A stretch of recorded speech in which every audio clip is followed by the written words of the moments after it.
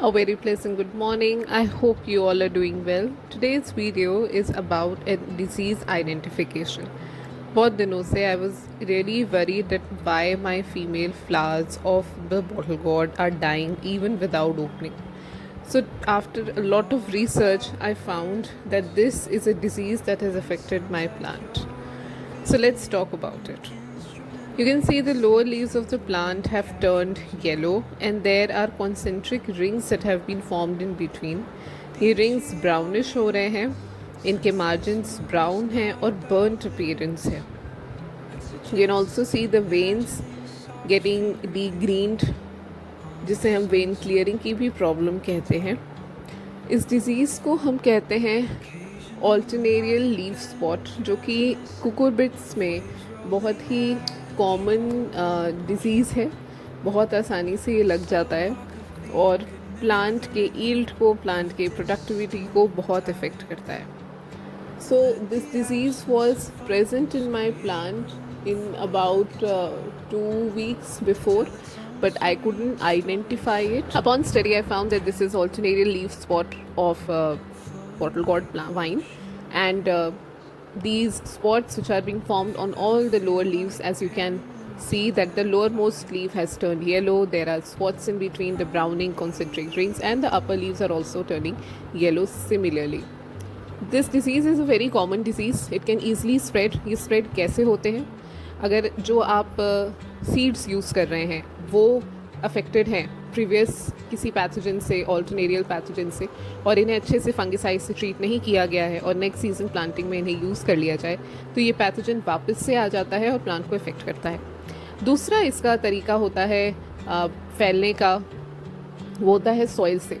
अगर आप जो सॉइल यूज़ कर रहे हैं प्लांटिंग के लिए उसमें कभी किसी कुकुरबिट में अगर ये बीमारी रही होगी और इस बीमारी को प्रॉपरली ट्रीट किए बिना, सॉइल को ट्रीट किए बिना इसमें नेक्स्ट सीज़न की प्लांटिंग ली जाए तो सॉइल बॉर्न पैथोजन भी होता है ये, सॉइल से भी. The symptoms of this disease is very common and not so easy to identify.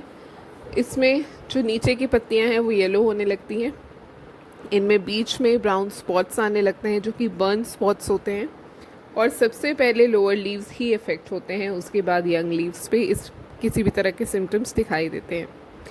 आप इस डिज़ीज़ के सिम्टम को प्लांट के फीमेल बड्स पे भी आइडेंटिफाई कर सकते हैं. You can see that my buds, the female buds have turn brown, they have died even before opening. So ये बड्स खुलते ही नहीं हैं, पॉलिनेट नहीं हो पाते हैं और बिना पॉलिनेट हुए ही मर जाते हैं, जैसे मेरे सारे बड्स एक एक करके मरते जा रहे हैं. तीसरा इसका आइडेंटिफिकेशन होता है कि जो वाइन्स है वो ग्रीन से ब्राउन कलर के होने लगते हैं, वो डेड होने लगते हैं और नई पत्तियां तो नीचे से आती हैं पर पुरानी पत्तियां धीरे धीरे करके खराब. तो जब भी आप किसी सीड को यूज़ करें या सॉइल को प्रिपेयर करें नेक्स्ट सीज़न प्लांटिंग के लिए तो आप ये मेक श्योर करें कि आप एक अच्छी क्वालिटी की सीड यूज़ करें. दूसरा, आप सीड को हमेशा प्रॉपरली किसी फंगिसाइड जैसे ट्राइकोडर्मा से ट्रीट कर लें, उसे प्रॉपर 24 आवर्स का सोकिंग दें, ट्रीटमेंट दें, ताकि उसमें जो भी सरफेस पैथोजन हो किसी भी तरह के बैक्टीरियल या फंगल वो सब मर जाएं.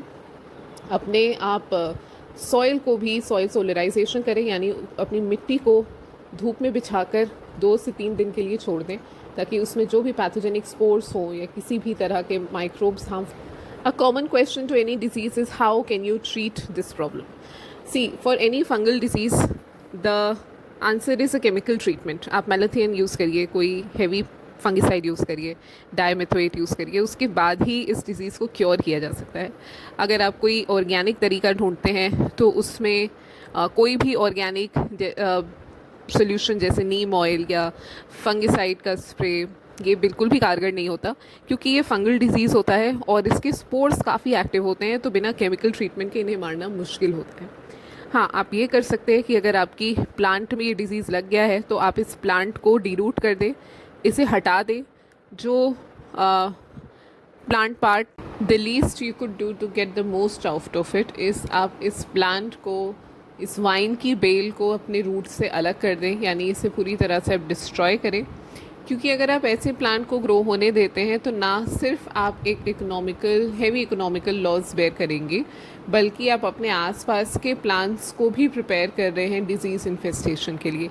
इस वजह से इस अगर नई पत्तियां नीचे से आ रही हैं तो आप उन्हें आने दें। जहाँ से पत्तियां ख़त्म हो गई हैं वहाँ से आप प्लांट को काट दें, उसे अलग कर दें, और फिर इस कलेक्टेड प्लांट पार्ट को आप ले जाएं, या तो इसे जला दें या फिर कहीं मिट्टी में दूर गाड़ दें, ताकि ये स्पोर्स जो फंगस के हैं वो हवा में या मिट्टी में किसी भी तरह से आपके दूसरे प्लांट्स को इफ़ेक्ट ना करें, इन्फेस्ट ना करें, और आपके दूसरे प्लांट्स हेल्दी रहें। So I hope this video is going to be insightful to you. And if your plant has encountered such problem, you're going to find a solution for it and identification, diagnosis, symptom for it. I hope to see you in the next video super soon. Please like and follow my channel. No one told you. You can follow me on Instagram. You can follow me on YouTube. Do not forget to press the bell icon for more such updates. I hope to see you in the very next video. Keep vlogging, keep watching, keep sharing. Thank you.